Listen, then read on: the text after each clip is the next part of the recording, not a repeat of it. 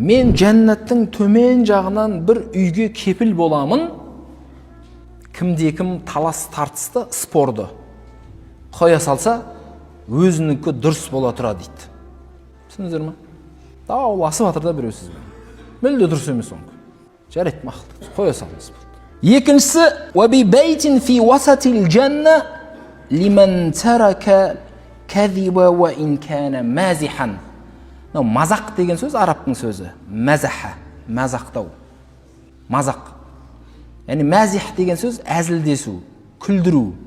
Соны айтады. Кімде-кім әзіл болса да, өтірік айтпаған адамға жәннаттың ортасынан үйге кепіл болам дейді.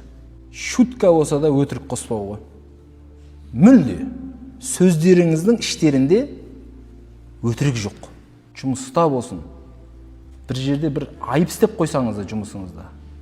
Өтірік жоқ. Өтірік жоқ. Өтірік айтпайсыз. Не үшін? Жәннаттың ортасындағы үйден дәмелісіз.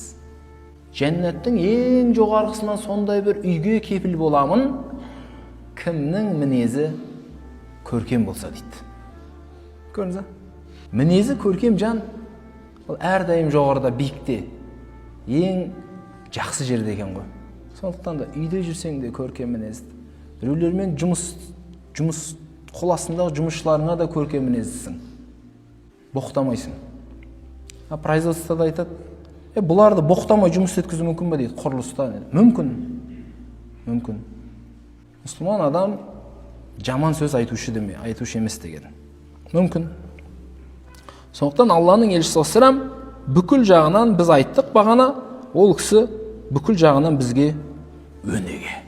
Бүкіл жағынан.